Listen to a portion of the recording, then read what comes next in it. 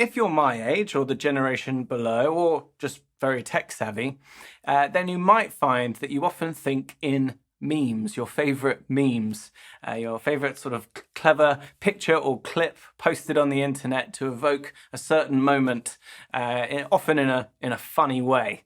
And here I have a sermon that has instantly in me evoked a meme, which I think is the first time that's ever happened. So if you are familiar with the film Return of the Jedi, one of the greatest films ever made, that you'll be familiar with the terrible moment when Admiral Akbar, the Mon Calamari admiral of the rebel fleet, suddenly finds his ship surrounded, and he throws up his hands and says, "It's a trap!" And that has become a very popular meme on the internet for people to post. I have posted it many times myself in a text chain or on a forum, you might see it.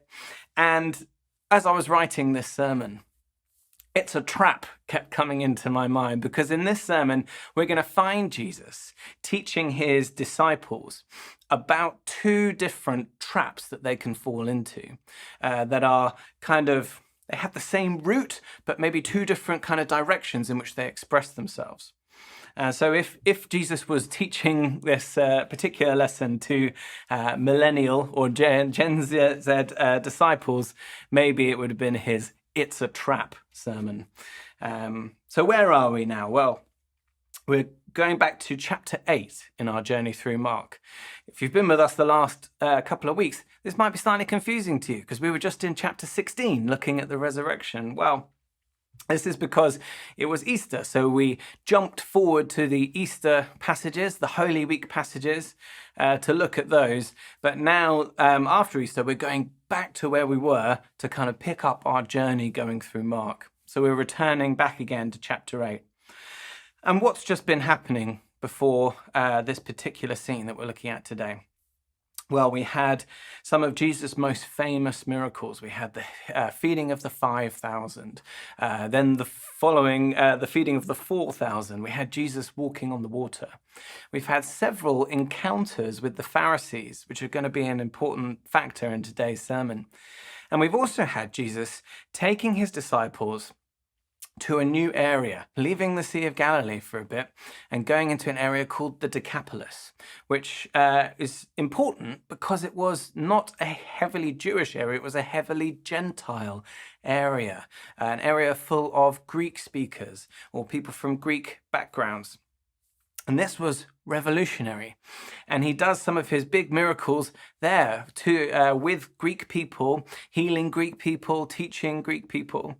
And then he heads back to Galilee, has another encounter with the Pharisees, and that's where we pick up our passage today. So this is where we are in Mark chapter 8, verse 13. Then he left them, got back into the boat, and crossed to the other side. The disciples had forgotten to bring bread, except for one loaf they had with them in the boat. "Be careful," Jesus warned them. "Watch out for the yeast of the Pharisees and that of Herod." A slightly confusing saying. We'll come back to it in a minute, don't worry. The disciples discussed this with one another and said, "It is because we forgot to bring any bread." This for me is just the funniest moment in all of Scripture, I'm pretty sure. Like, Jesus is making this very profound point, and they're just like, is he mad because we didn't bring bread? Like, they've just completely missed the point. Which can seem bizarre to us by this point, because you've got to remember, the disciples have been with Jesus quite a long time at this point, probably a year and a half, maybe 2 years. They've seen how he works. They know that he often teaches in metaphor and symbolism.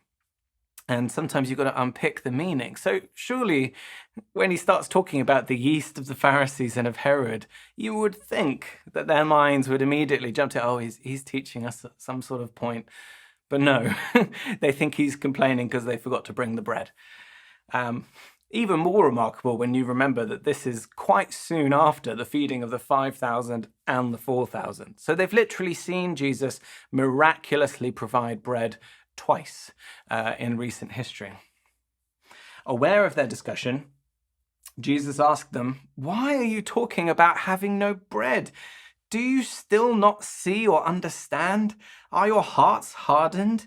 Do you have eyes but fail to see, and ears but fail to hear? And don't you remember? When I broke the 5 loaves for the 5,000, how many basketfuls of pieces did you pick up? 12, they replied.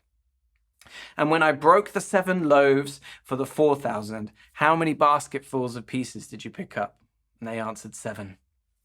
He said to them, do you still not understand? You can almost feel the frustration of Jesus radiating off of the page here. I imagine this is probably one of those moments where he was tempted to sin the most, just because of the sheer kind of thick-headedness of his disciples, that they're still just not getting it. I think if it was me, I'd probably be bashing one of their heads against the mast of the boat at this point. So thankfully, Jesus has more patience than I do. But it must have been frustrating that he's trying to teach them a point, but they're just not getting it. And it's very easy for us to be judgmental of disciples now, but I have a sneaking feeling that we probably would have been the same if we had been the disciples in that moment. So what was it that Jesus was trying to say? What is this slightly obscure metaphor for us about the leaven of the Pharisees, or the leaven of Herod, all about? Well, let's have a look at it. So, firstly, what is leaven? Well, leaven, he's talking about yeast. He's talking about the substance that you would put into a bread dough to make it rise. And yeast, throughout several parts of Scripture, and also in some other Jewish writing, had become an image for impurity or corruption. And it is used this way because with yeast, if you've ever baked bread, you know you only have to use like a very tiny bit. It's these tiny little grains, and you just put a little bit in it. But that tiny bit of yeast causes the whole bread dough to rise. It ferments the whole thing. And so it's a picture used here and elsewhere of what happens when a small bit of corruption, a small bit of wrong thinking makes its way in. If you're not careful, it has the potential to spread through the whole of you, or through your whole church, or through your whole community. And so Jesus is warning them. He's warning them about 2 traps. Because that might be the other slightly odd thing about this passage. Because it talks about the leaven of the Pharisees and of Herod.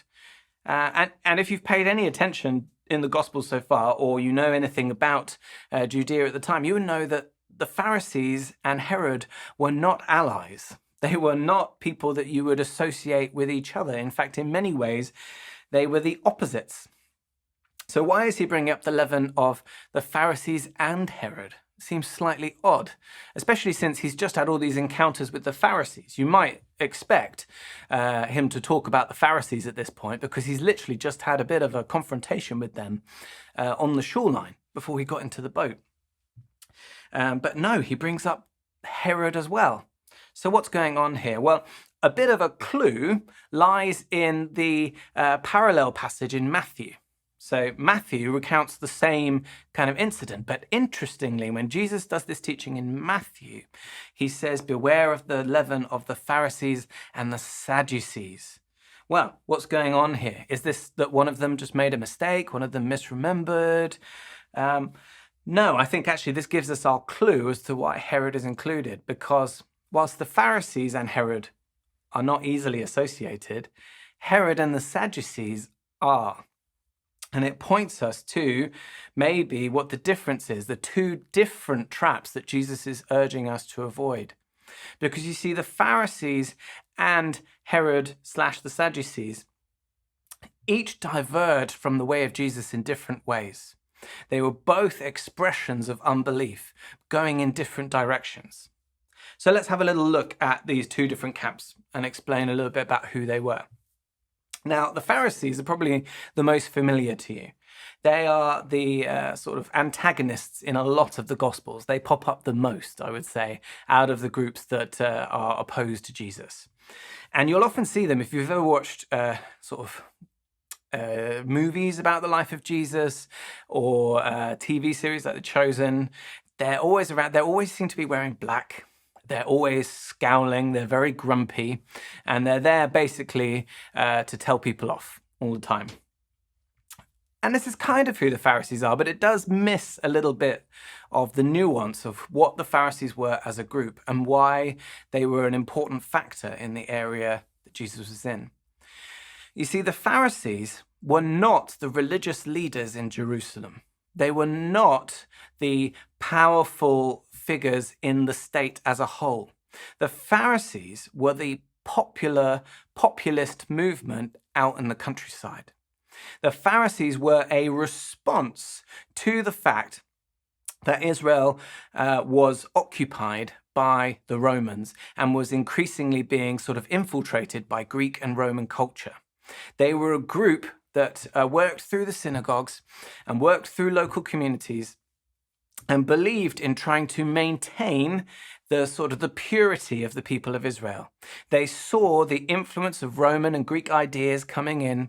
They saw the influence of other gods coming in. And their desire was to try and keep the law of Moses and the kind of wider oral law that had been built off of it, to keep all of that so that Israel might remain pure before God. They didn't want to lose the ideological purity of Israel. And they were tremendously popular. Often as a kid growing up seeing these kind of different gospel movies or whatever, I always thought, the people must have hated the Pharisees because they were the ones going around telling everybody what to do, wagging their finger and frowning. But actually, that's not the evidence that we have from the time. Actually, the Pharisees were incredibly popular in the area that Jesus lived because they were the ones who were maintaining Jewishness. They were the ones who were fighting back against the Romans, not politically, they weren't using violence, but fighting back culturally against the Romans and the other influences coming in and trying to keep the worship of God pure. So that's the Pharisees. The keeping of the law is incredibly important to them.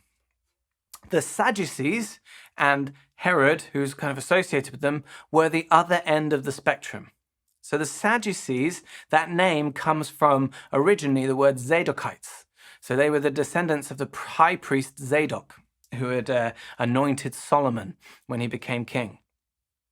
And they were this long line of priests who had always been sort of in charge of the Jerusalem temple. Even after the exile, they had gone back to being sort of the clan of the high priests.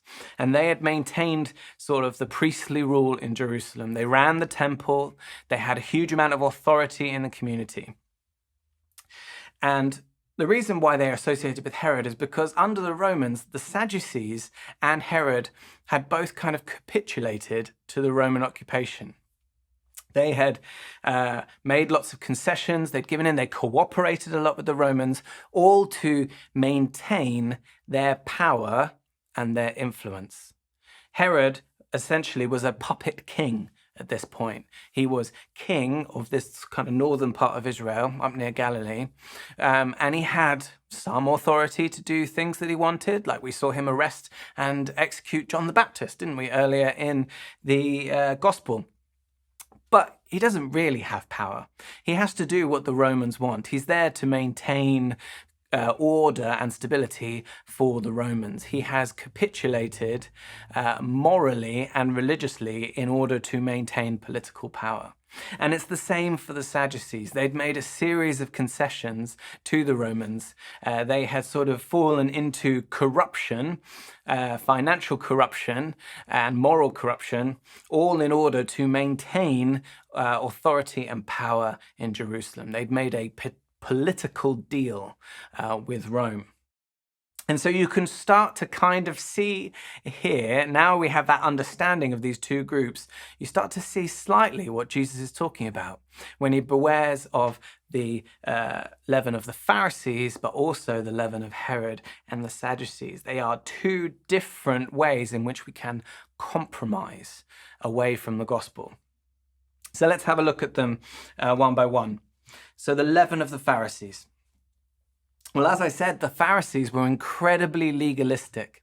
They believed in trying to maintain the purity of Israel through an incredibly, unbelievably minute attention to the law of Moses. And not just the written law that we find in the Old Testament. Over the centuries, a whole load of what they called the oral law had been built around the law of Moses. Basically, it was quite hard to keep the law of Moses, and so the idea was to build loads of other laws around it so that you wouldn't even get close to breaking it.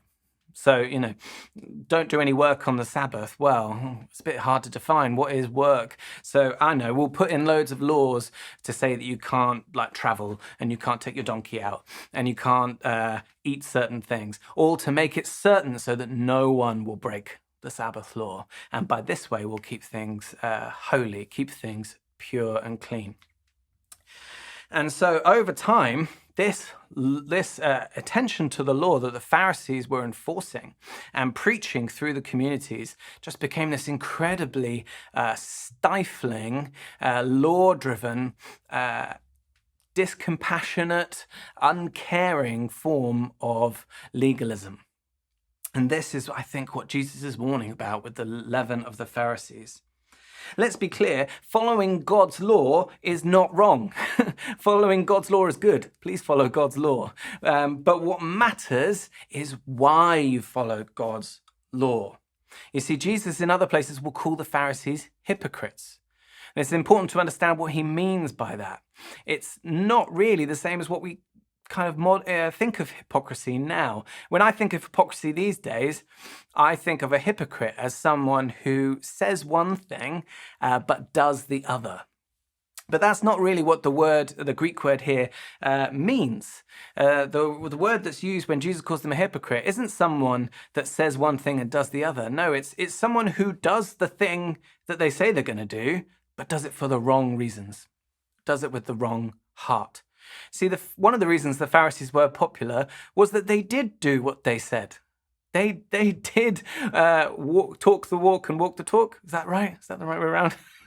Yeah, we'll go with it. But the reason why they did it had been divorced from any kind of sense of compassion, any kind of sense of God's love for his people. They were acting as a moral police, there to try and keep everyone in line so that Israel might stay pure. And they had forgotten that in the process of doing that, they were actually crushing people. They had lost the heart of the law. You see, the law is there to help us to love God with all our heart, mind, soul, and strength, and to love our neighbor as ourselves. The law is there to help us to love each other better. And the Pharisees, through their incredible dedication to minutiae and by losing sight of the motivation behind it, were actually doing the opposite. By enforcing the law so strictly and with such severe kind of consequences, they were doing the opposite. They weren't loving their neighbor as themselves. They were loving themselves far more than they loved their neighbor. It's a form of self-righteousness. It didn't matter how many people they crushed, as long as they were staying righteous and they were seen to be righteous by the community. Be on your guard against self-righteousness, I think, is one of the things that Jesus is saying here. Important also to note, to be on your guard against self-loathing. We often forget that. Self-loathing is the other side of the same coin as self-righteousness. Sometimes our problem isn't thinking that we're great. Often our problem is thinking that we're rubbish and disqualifying ourselves from the purposes of God because of that. At the end of the day, both self-righteousness and self-loathing are rooted in the same sin. They're rooted in us thinking that we justify ourselves. They're rooted in us thinking that we make ourselves righteous, that we have to prove ourselves to God, that we have to prove ourselves to other people. That we need to be better in comparison to others. That's the same sin, and it expresses itself as self-righteousness and self-loathing. And Jesus is telling us to beware the leaven of the Pharisees. Don't judge yourself and judge others based upon self-righteousness. Beware of comparison. Comparison is the thief of joy, and that works both ways. It's not just about looking at someone who's doing a lot better than you and comparing yourself with them and feeling terrible about that. It's also about looking at someone who maybe you think is doing worse than you, and comparing yourself that way. Both are the thief of joy. Both are traps. So what about the leaven of Herod and the Sadducees? Well, this is the lure of worldliness. This is the lure of trying to get what you want and maintain your happiness, maintain your status through some kind of deal with the world. It's giving in to the temptations all around us and seeing all the things that the world might be able to offer us instead of trusting in the provision of God. So beware of the temptation to wield earthly power. It almost always comes from a desire for good. I thought when writing this bit, I thought of Gandalf in The Lord of the Rings. He gets offered the ring and he says, "Don't tempt me, Frodo." And he says, I would take this out of a desire to do good. I would think, wow, look at that power right there. With that power, I could do so much good in the world. But he says it would ruin him. It would destroy him. And this is sometimes a trap that we fall into as Christians, and certainly as the church. And we can see it all around us. That temptation to kind of use the world to achieve good things. We see it so much in politics, so much where churches fall into the trap of thinking, this political party or this political leader is promising me things that I like. I should go and align myself with them. And they fall into a trap which ends up compromising them. The desire to see God's kingdom come on earth is a good one. It's right. We are kingdom bringers. That's what we're supposed to be. We're supposed to improve the world around us. We're supposed to, through our influence, through our very presence, make the world more like the kingdom of God. So that's not a bad impulse. But again, it's how you do it that makes all the difference. It's in the process. Beware of the temptation to use political power to achieve this. We've seen it so badly in some countries where churches have just become overly attached to certain political leaders and certain political parties and feel like they have to support them through thick and thin, even when that party or that leader is completely morally compromised. And in doing so, the church compromises itself. We bring the kingdom in this world in one way and one way only, by introducing people to Jesus Christ and letting him transform their hearts. This world will only become like the kingdom of God through Jesus reaching human beings and changing them from the inside out. It does not happen through political power. And you look back through the history of the church and you can see the church falling into this trap time and time and time again, right back to when the Roman Empire first became Christian. Before Christianity became the official religion of the Roman Empire, when a bishop would go to visit a church in an area, it was usually in someone's house. They couldn't get buildings, there were no churches. So they'd go to someone's house, and it was tradition that the bishop would be the last one to sit. So everyone else would get chairs first, and if there were no chairs left, the bishop would sit on the floor. It was a form of servant-hearted leadership. It was a way of showing humility. And then the church becomes the official religion of the Roman Empire. And almost overnight, you go to a situation where there are huge cathedrals and the bishops sit on literal golden thrones. This is the corruption that comes with tying yourself to political power as the church. Don't fall into it for the convenience of what the world might offer you. Trust in Jesus for your provision instead. So what's the solution to these two traps? It's to trust in Jesus. Let's look again at the second half of that passage. Aware of their discussion, Jesus asked them, "Why are you talking about having no bread? Do you still not see or understand? Are your hearts hardened? Do you have eyes but fail to see and ears but fail to hear? And don't you remember when I broke the 5 loaves for the 5,000? How many basketfuls of pieces did you pick up?" 12, they replied. And when I broke the 7 loaves for the 4,000, how many basketfuls of pieces did you pick up? And they answered, 7. He said to them, do you still not understand? Why is Jesus suddenly bringing up the feeding of the 5,000 and the 4,000? Well, to understand Jesus' point here, we have to remember that this interaction comes at the end of a sequence of stories. In fact, this interaction is actually the end of the first act of the book of Mark. The story that comes after it is kind of the pivot point that moves the story into another section. This first act has been all about different groups of people in society, like the Pharisees, but also the disciples, encountering Jesus and coming to different conclusions about who he is. And this is the climax of that, really. This is him. This section can be seen as a bit of a summing up of the whole of Act 1. So to understand what Jesus is getting at here in his lesson to them, it's worth having a little look at the stories that came directly before it in from the end of chapter 6 all the way up to this point. So we had the feeding of the 5,000. Where Jesus showed that he had the power to provide for people in any circumstance. They were out in the middle of the wilderness.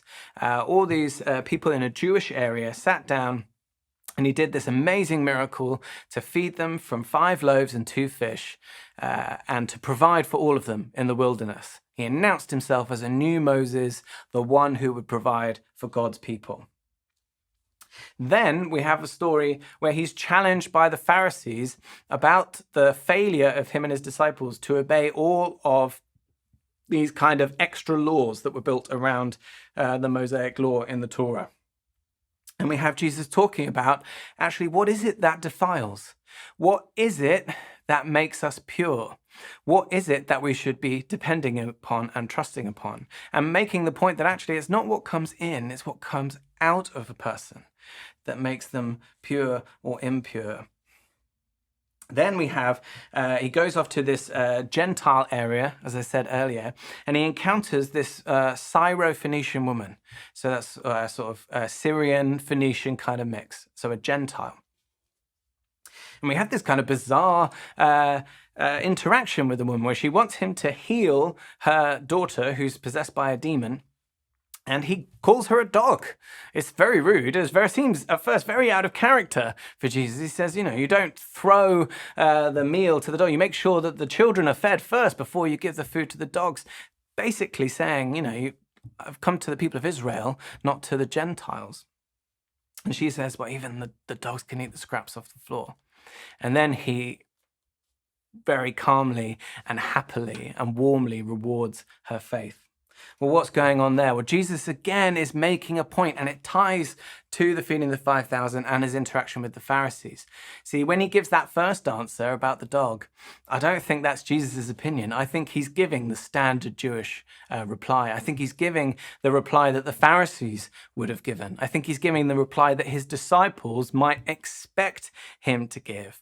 And then, by turning around and rewarding her faith, he's making a point. That actually these old barriers, these old systems of what makes something pure and impure, actually they don't apply anymore. Actually, he's here for those who have faith. What matters is faith in him, not a strict, overly judgmental adherence to a whole load of extra laws that were built around the law of God. Then he heals a Gentile man. And again, notice how he does it. This ties in again with what we've just been looking at. He does it with his spit. This is the story, a slightly odd story. It was a blind man. Jesus spits in the dirt and he rubs it in the man's eyes. That's all very strange. What's going on here? Well, remember what he was saying about it's not the thing that goes into a person, it's the thing that comes out of them. Here he's touching a Gentile man with his hands, something that would have been against the laws of the Pharisees, that they would have been aghast at. And he's doing it with what comes out of him. What comes out of him makes this man pure, not what comes into him by touching the man. He's making another point about this welcoming in of the Gentiles. And this section is capped off by the feeding of the 4,000, a Gentile crowd in a Gentile area where Jesus does the same thing that he did for the Jews for the Gentiles, therefore announcing the people coming in. And again, it's all about faith. It's all about trusting Jesus for righteousness, trusting Jesus for provision. And then we come to this section about the leaven of the Pharisees and of Herod. And we can see here then that the point he is making is, have faith in me, trust in me. Don't have trust in your own self-righteousness, and don't have trust in earthly powers and politics. Trust in God for your provision. Through these stories, Jesus is teaching us that what matters is faith in him. That's it. Trust him to make you clean. Trust him to provide for you. Trust him for your honor and your status. Trust him for the world around you. Trust that he has the world under control. Trust that he is bringing his kingdom and is doing it in a different way to the powers and the politics of the world. Trust in the bread of life. This is why the disciples didn't need to worry about only having one loaf of bread in the boat, because they had the bread of life there in the boat with them. Do you not see? Have you not heard? Do you not understand? He's literally right in front of them. So beware against the leaven of the Pharisees and of Herod. They may be long gone, but their leaven is alive and well in the worldwide church. Be on your guard, because it can creep in so easy. That's the thing about the image of yeast. It's small. It might start as a small thought, a small moment of self-righteousness. Yeah, I'm doing pretty good. A small moment of judgment of someone else who's maybe struggling a bit. A small moment of trusting in worldly power or worldly influence to get where you want. And if you're not careful, that small moment can grow and spread and grow and corrupt. Where are you drawing your self-worth from? Is it creeping into self-righteousness or indeed self-loathing? Trust in Jesus to be your center. Trust in him to be your foundation. Does your security, your hope, your fear even, lie in the structures and powers of this world and not in the kingdom of God? Beware the temptation to place your trust in nations, in presidents, and even in pastors. Place your trust in Jesus Christ, the bread of life.